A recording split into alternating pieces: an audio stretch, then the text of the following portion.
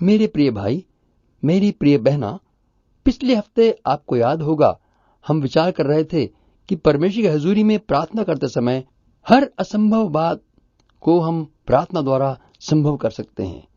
हैरान न हो, हम भारतवासियों के विषय में विदेशी अक्सर कहते हैं कि भारतीय भाई से कोई काम कहें तो हमेशा जवाब होगा नो प्रॉब्लम, कुछ मुश्किल नहीं। इनके लिए कुछ भी मुश्किल नहीं है, इन्हें कभी भी पूछें कहेंगे नो प्रॉब्लम।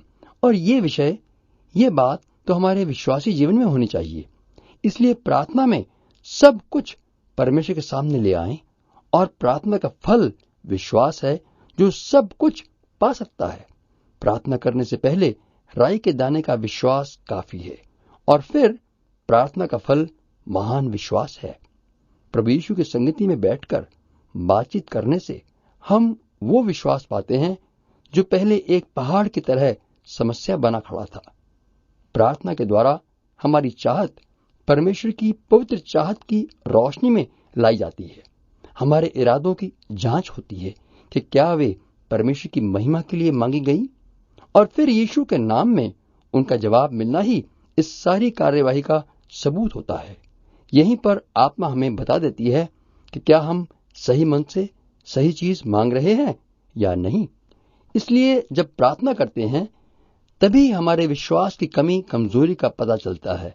लेकिन हम हिम्मत से कहें पिता से कि हम विश्वास करते हैं, और हमारे प्रार्थना में लगे रहने से अपने विश्वास की वास्तविकता का हम सबूत देते हैं। प्रार्थना ही वो सबक है जिसके द्वारा प्रभु यीशु हमें विश्वास की प्रेरणा देते हैं। इसलिए जो प्रार्थना के लिए इंतजार करता रहे या प्रार्थना करने का दिल छोड़ देता है क्योंकि जवाब पाने के लिए वह अविश्वास को महसूस कर रहा है, तो वह कभी भी विश्वास का सबक नहीं पढ़ सकता। इसके बजाय जो कोई भी प्रार्थना करने के लिए बढ़ता है और मांगता है, वह विश्वास का आत्मा पाएगा जो कि परमेश्वर के सिंहासन की शरण में ही मिलता है। परमेश्वर का वचन विश्वास करो कि तुम्हें मिल गया है का मतलब साफ स्पष्ट है कि जो कुछ हमने मांगा था वो अभी मिल गया है। प्रभु यीशु ने ये कभी नहीं कहा कि पिता हमें जो ठीक समझेगा वही दे देगा, क्योंकि वह हमारी भलाई चाहता है। यही वो पहाड़ है जिसे विश्वास हटाकर समुद्र में फेंक देना चाहता है। ये सवाल तो मांगने से पहले ही हल कर लेना है कि हम जो मांग रहे हैं वो परमेश्वर की चाहत के अनुसार है, परमेश्वर की महिमा के लिए है, परमेश्वर के राज्य में बढ़ने के लिए है। तो बस ऐसी मांगी चीज तो परमेश्वर ने देने का फैसला किया है, इसलिए जान लें कि मिल चुकी है तो मिल जाएगी। याद रखें परमेश्वर के वचन को कि विश्वास करो कि मिल गया है। मुझे याद आई है एक घटना इसी वचन से संबंधित। एक व्यक्ति जो कि यीशु मसीह को मात्र एक ईसाई धर्म का भगवान मानता था और हर एक तरह से विरोध करता था, उसने सृष्टिकर्ता परमेश्वर का वचन सुना, वह पश्चाताप करने लगा। उसी समय उसके सामने ये वचन भी आया कि जहां 2 या 3 व्यक्ति मेरे नाम में इकट्ठा होते हैं, वहां मैं उनके बीच उपस्थित होता हूं। और जो चाहो मांगो तो विश्वास करो कि वह तुम्हें मिल गया और वह तुम्हारे लिए हो जाएगा। उसने इस वचन को किसी धर्मशास्त्र का नहीं बल्कि सृष्टिकर्ता दयालु परमेश्वर का पवित्र वचन मानकर दिल में कहा, हे परमेश्वर, इस समय गर्मी से सभी परेशान हैं। मेरे दाहिने बाएं के लोग तो आपको जानते नहीं, पर जब इन्हें पंखे की राहत मिलेगी तो एक बार हे परमेश्वर कहकर धन्यवाद तो करेंगे।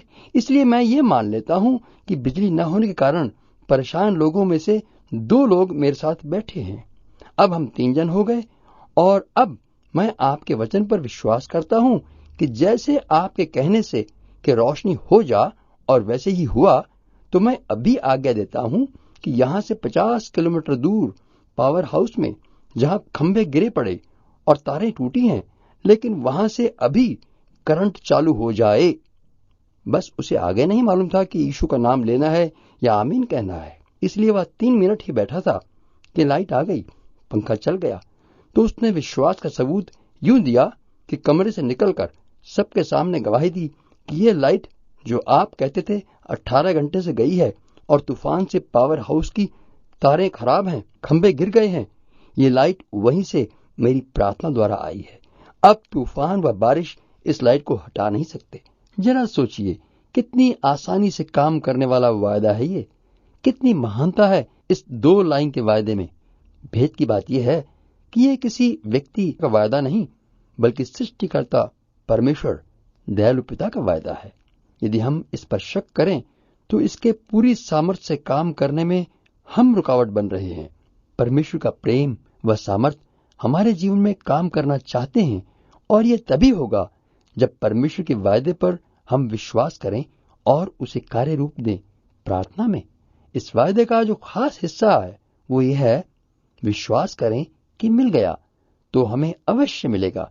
जरा देखिए, परमेश्वर का पवित्र वचन हमें सबूत दे रहा है उसके वायदे पूरे होने का। आपकी सुविधा के लिए मैं पढ़ता हूं पवित्र वचन बाइबल की दूसरे इतिहास की पुस्तक 6 अध्याय और 4 वचन। और राजा सुलेमान ने कहा, धन्य है इज़राइल का यहोवा परमेश्वर, जिसने अपने मुंह से मेरे पिता दाऊद को ये वचन दिया था और अपने हाथों से इसे पूरा किया है। और फिर देखें, भविष्यवक्ता यिर्मयाह से परमेश्वर कहता है, तुझे ठीक दिखाई पड़ता है, क्योंकि मैं अपने वचन को पूरा करने के लिए मैं जागृत हूं। इसलिए ये बात आनंद से परमेश्वर के प्रति प्रेम से स्वीकार करनी चाहिए कि परमेश्वर अपने वचन को पूरा करने में हमसे कहीं ज्यादा व पहले तैयार है कि उसे पूरा करे।